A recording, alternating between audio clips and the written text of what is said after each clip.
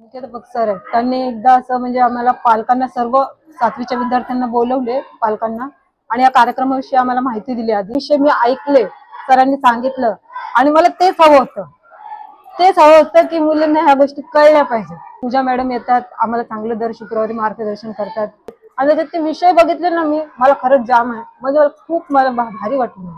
असे विषय पाहिजे जे मला नाही भेटले, ते विषय माझ्या मुलीला मिळाले, मला खूप बरं. माझी पुस्तिका वाचलेली आहे, त्याच्यात बँकेचे व्यवहार, गुड टच, बॅड टच वगैरे ते सर्व काही तिने मला सर्व सांगितलं आणि मी पण स्वतःहून ते पुस्तक वाचलं मॅडम.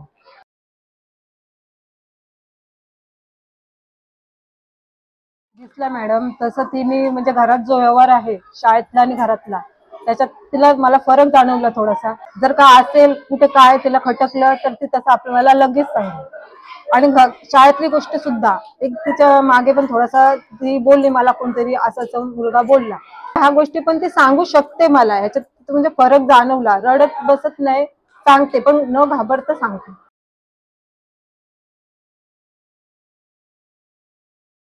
पालकांसोबत आता त्यांनी आमचे मागे विषय घेतले होते, जेच मुलांचे लैंगिक विषय, बचतीविषयी, मासिक पाळीविषयी.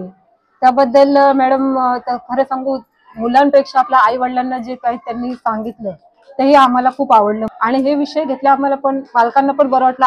आम्ही चर्चा केली, थोडंफार आम्ही महिलांनी चर्चा केली की बरं आला हा विषय घेतला, कारण आपल्या मुलींसाठी हे चांगलंच आहे. पुढे ते इथून पुढे पुढे शिक्षणासाठी बाहेर पण जातात, त्यांना तर धीटपणा आला पाहिजे ना.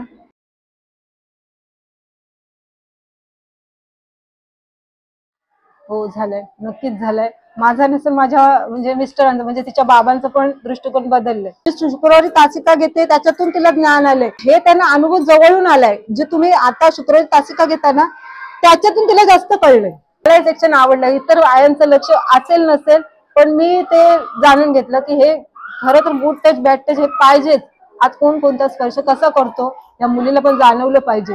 हा फरक मला 100% नाही, मला जवळजवळ 80% फरक जाणवला माझ्यात. पण माझ्यातच मी पण बदललो की मुलीला हे कळलं. आणि मुलीला कोण सांगू शकते, आईचं लक्ष त्याच्यावरतीच असते की मुलीने कसं वागायचं कसं नाही. आणि हा कार्यक्रम शाळेत राबवतात, हा नवीनच अनुभव आहे मला मॅडम. खरंच मला खूप आवडलं. म्हणजे तिचे करिअर पासून तिने चूज करण्यापासून सर्व आहे. मासिक पाळी, गुड टच, बॅड टच हेच हवंय, हेच पाहिजे. ह्या गोष्टी तरी जे 5-6 लक्षात ठेवलेत ना, तर आयुष्यात ती स्वतःच्या पायावर उभी राहू शकते, हे तुम्ही नक्कीच सांगू शकते.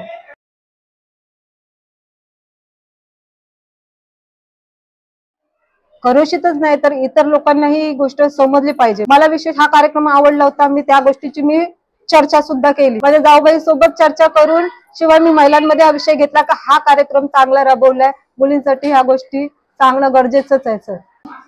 आणि हा नितांत माझ्याच मुलीसाठी नाही मी बोलत आहे, इतर माझ्या आयुष्यात कितीतरी अशी होऊन जाईल. पण तुम्ही हे कार्यक्रम आणि उपक्रम राबवत जा.